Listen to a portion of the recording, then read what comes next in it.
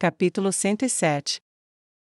Freijin estava sentada em seu quarto trançando o cabelo de Viema após um longo dia. Viema estava sentada em um banquinho baixo de madeira, enquanto sua mãe estava sentada em uma cadeira.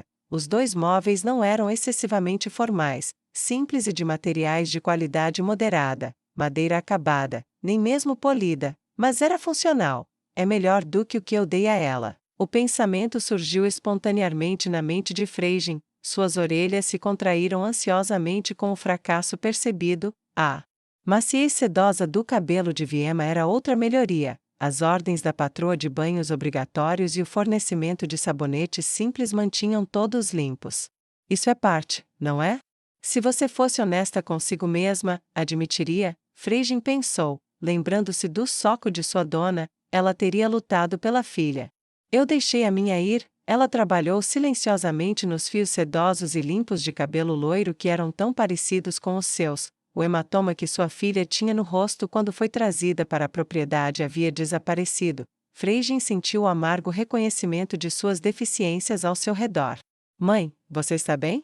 Viema virou a cabeça ligeiramente por cima do ombro para perguntar.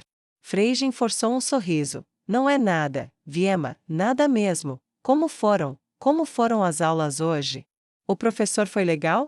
Viema assentiu com entusiasmo. Sim, quando mencionei que você era minha mãe, ele foi super legal com todos nós, aprendemos muito. Bom, falando em nós, onde estão Strain e Lena? Freijin perguntou, olhando para a porta aberta que levava aos seus aposentos compartilhados. Elas ficaram nos banhos um pouco mais, estavam conversando com a Sra. Solution quando eu saí. Viema respondeu inocentemente e Freijin sentiu o sangue gelar.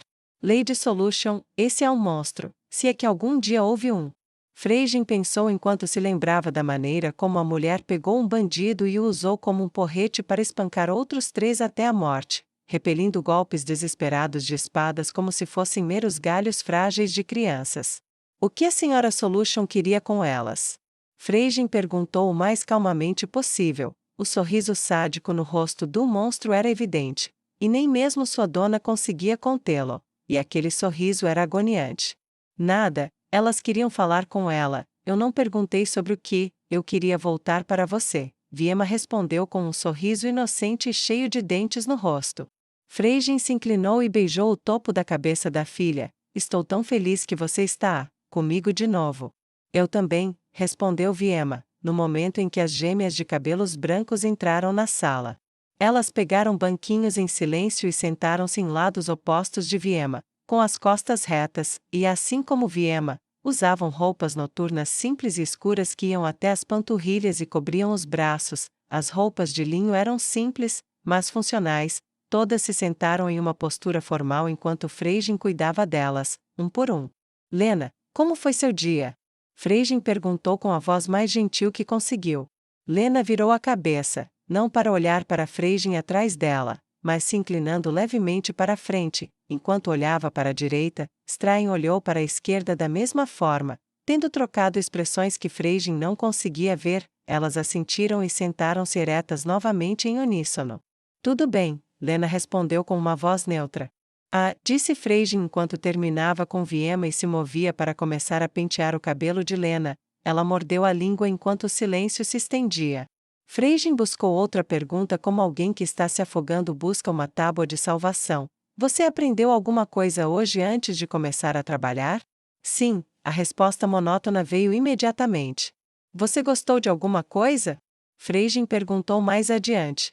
Acho que sim, Lena respondeu novamente. Percebendo que não estava dando em nada, e pensando no que Viema lhe dissera, ela buscou outra pergunta, sobre o que você queria falar com a Sra. Solution? Não é da sua conta, Lena disse as palavras como se fossem carne de um osso. Freijin estremeceu. Lena, eu sou. Freijin começou a dizer. Nem minha mãe, nem nossa mãe está morta, nossa irmã está morta, nenhuma de vocês pode substituí-las, então parem de tentar. Lena cuspiu as palavras como uma cobra cuspindo veneno. Freijin tentou dizer algumas palavras, recuando como se tivesse levado um tapa. Viema, no entanto, levantou-se. Pondo-se de pé, fechou o punho, lançou um olhar furioso para a garota sentada e inexpressiva e ergueu a outra mão. desceu com força, apenas para ser agarrada pelo pulso pela bem treinada Freijin. Não, Viema, não, Freijin abaixou a cabeça, ela não está errada. Lena virou a cabeça, surpresa com a admissão, seu rosto inexpressivo tinha apenas um leve tremor nos olhos. Freijin falou com uma voz baixa e urgente, soltando o pulso de Viema, colocou a mão no ombro de Lena, eu não sou sua mãe, não posso substituí-la, eu também não estou tentando, se algo acontecesse comigo, como aconteceu com a sua, e alguém acolhesse Viema, ela também nunca me esqueceria, ela nunca teve irmãos, mas e se tivesse? Bem, eu sei que ninguém poderia substituí-los também, eu não quero substituir o que você perdeu.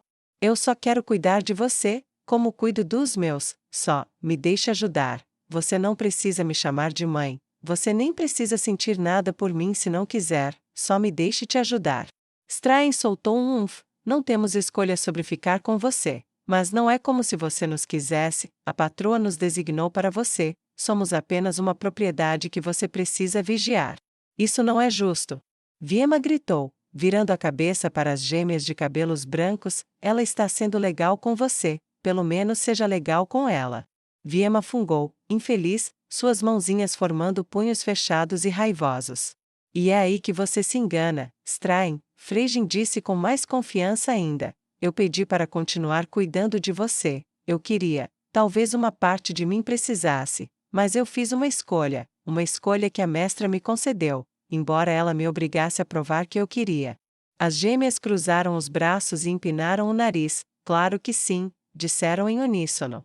Da próxima vez que você falar com a Lady Solution sobre algo que não é da minha conta, disse Freijin com um tom calmo e tranquilo, pergunte a ela você mesma, por enquanto, deixe que eu cuido desse cabelo. Freijin então, cuidadosamente, tocou o cabelo de Lena e voltou a escová-lo. Sado esfregou a testa pelo que pareceu ser a 1000ª vez. Se continuar assim, Sado, você vai acabar esfregando a cabeça toda. Ele olhou para o fluxo curioso da escrita ocidental. É como voltar à escola, ele resmungou, infeliz. O que é? Perguntou Diana ao entrar no escritório que ele havia ocupado temporariamente. Seus cabelos negros esvoaçavam atrás dela, de alguma forma. Pareciam sempre pegar a brisa de tal forma que se enrolavam como dedos convidativos fazendo um gesto de venha cá. A luz que entrava pela janela a iluminava perfeitamente, como sempre, dando-lhe um ar sedutor e angelical. Sado, no entanto, estava muito dolorido da última surra com a Sra. Solution para realmente apreciar. Contusões profundas no peito tornavam sua tosse dolorosa, mas ele respondeu com a voz clara e nobre que ainda carregava consigo todo esse trabalho.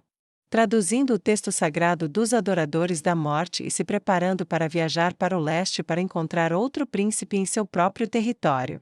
Você não fazia isso o tempo todo quando tinha uma cidade? Perguntou Diana, inclinando a cabeça enquanto se recostava no vidro quente da janela. Não, e sim também, Sado afastou o cabelo suado, eu vim a Pazem algumas vezes, e nos encontramos em território neutro, no sagrado Danak. Mas, exceto por algumas viagens quando eu era bem jovem, não, eu nunca viajei muito para outros lugares. Certo, eu tinha esquecido disso, disse Diana, passando um dedo pelos cabelos que voavam perto da parte inferior das costas por causa da janela parcialmente aberta atrás dela. Esqueceu disso? Sado perguntou com uma sobrancelha levantada. Certo, quando eu era propriedade da Sra. Kaiji, ela às vezes reclamava da sua teimosia em se recusar a deixar a cidade. Diana conseguiu dar uma risada suave e tentou imitar a voz de Kaiji. Se aquele idiota teimoso não viajar para fora dessas malditas muralhas, ele vai achar que governa o mundo inteiro, porque vai esquecer que o mundo é maior do que o que está dentro delas. Sado conseguiu dar uma risada amarga diante da impressão nada ruim. Ela não estava errada. Não, ela não estava. Quanto você fez? Perguntou Diana, acenando para o livro em branco que Sado estava preenchendo lentamente. Para esta tentativa? Estou na minha 4ª tentativa e já estou na metade, Sado respondeu com uma expressão um tanto sombria no rosto de cachorro abandonado.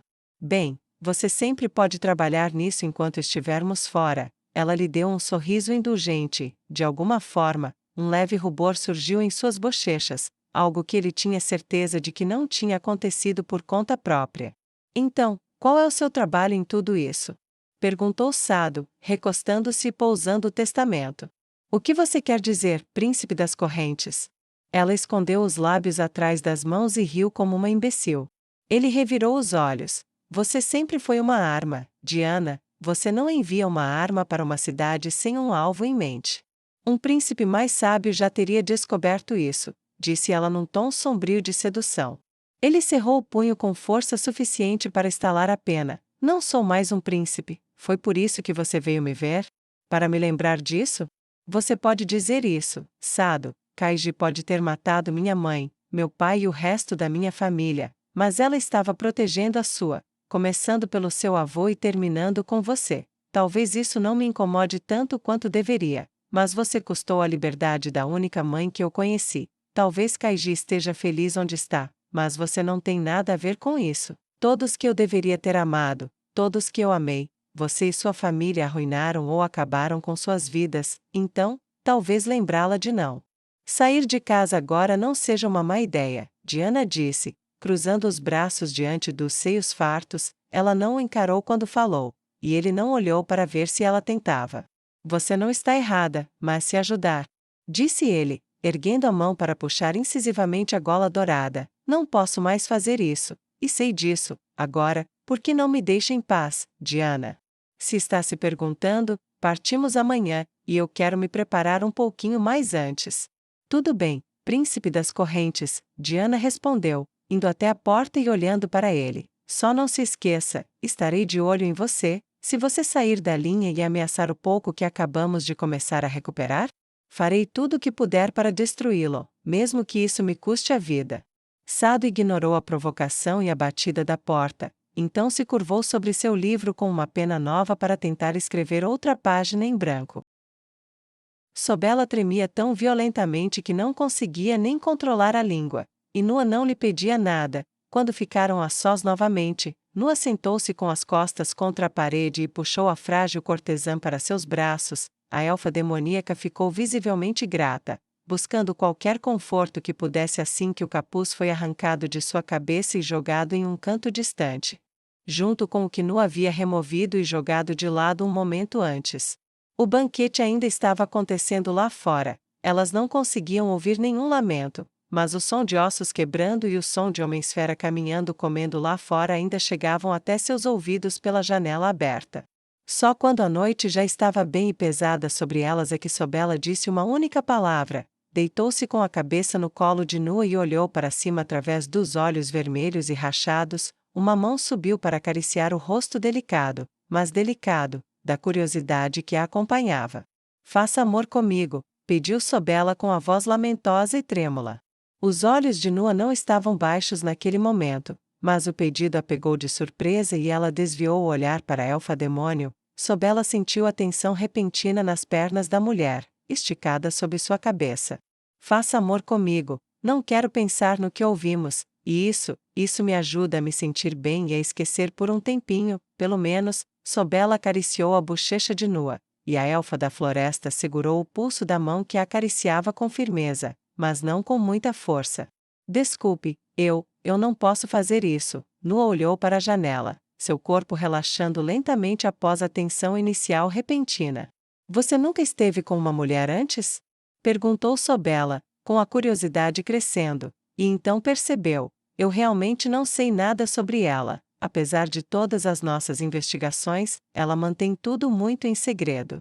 Nua balançou a cabeça. Não é isso, eu não sou inocente. Se é isso que você está perguntando, algumas coisas eu. E se for meu último desejo? Sobela perguntou fracamente, conseguindo dar um sorrisinho enquanto falava, que poderia ter sido pretendido ser sedutor, mas acabou soando apenas triste. A cabeça de Nua se virou lentamente para a elfa demônio. Se você é mesmo minha amiga, ela afastou a mão da mulher e, lentamente, pousou a palma de Sobela sobre a outra mão. Não vai tentar me manipular assim, não vai tentar me culpar por isso. Sobela fechou os olhos, envergonhada. Me desculpe, você tem razão, estou sendo egoísta. Eu só não quero mais pensar, só quero sentir algo além de medo. Talvez você não seja a única egoísta, talvez esteja tudo bem se nós duas estivermos sendo um pouco egoístas. Eu não consigo, eu não consigo, eu não consigo, eu não consigo, me perdoe. Noa balançou a cabeça e apertou os olhos com mais força do que Sobela jamais os vira. Ela não se encolhe nem um pouco enquanto gritos e carnificinas fluem ao seu redor. Mas isso a faz ficar tensa e se retrair? Sobela rolou para o lado, de modo que seu rosto ficasse em direção à barriga blindada de Noa. Desculpe, desculpe mesmo, não achei que isso fosse te afetar, nada mais parece afetar, então, seja lá o que eu disse, seja lá o que for. Você já foi mais gentil comigo do que eu merecia. Noa baixou a mão sobre o rosto de Sobela. Está tudo bem, você não precisa se preocupar comigo, eu deveria ser a última preocupação em sua mente. E eu realmente sinto muito, eu não posso. Sobela deu uma risada curta e amarga. Nunca fui rejeitada antes, por ninguém, então não vou dizer que isso é exatamente ótimo, especialmente agora, mas, você tem seus motivos, posso te pedir para cantar alguma coisa então, e talvez me deixar ficar assim pelo menos, até eu pegar no sono? Noa assentiu levemente. Isso, eu posso fazer por você, e sua voz rica e melódica, baixa, suave e, ainda assim, de alguma forma, pairando no ambiente vazio e mofado, transformou a existência monótona deles em um vibrante ambiente musical. Notas de uma canção que Noa jamais cantara, mas apenas se lembrava dos lábios de uma mãe que ela havia esquecido há muito tempo, ecoavam de uma parede à outra, até a janela do outro lado. Sua voz crescia e crescia enquanto ela se perdia na música de sua própria terra natal, preenchendo o ar tranquilo do som do silêncio com sua rebeldia, abafando o estalar dos ossos, a carne chacoalhando e o sangue pingando. Outro, e outro, e outro, ela lançou seus hinos de felicidade e alegria na cidade escura, certa de que nem mesmo os ouvidos de elfo demoníaco de Sobela conseguiriam captar um único som da paisagem infernal além. E a respiração fraca disse a Noa que sua protegida havia adormecido. Além das muralhas de grossos blocos de pedra, na cidade do silêncio, homens-fera observadores e de orelhas aguçadas ouviam a música e se perguntavam qual deles conseguiria cantar daquele jeito. Porém, não se perguntou. A hiena mulher caminhou com o osso entre os dentes a princípio, mas quando a música começou, ela parou de repente e ergueu a orelha malhada, com o maxilar longo firmemente pressionado contra o osso da perna humana com sua saborosa medula ainda não completamente removida. Ela captou cada palavra da voz musical e sublime. A elfa, a acompanhante? A carne consegue cantar assim?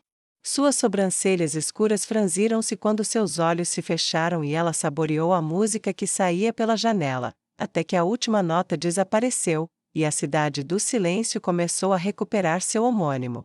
Quando terminou, a prefeita do silêncio tirou o osso dos dentes, e de repente, não sentiu mais fome, ela jogou o osso no chão e voltou para casa, sem mais vontade de festejar.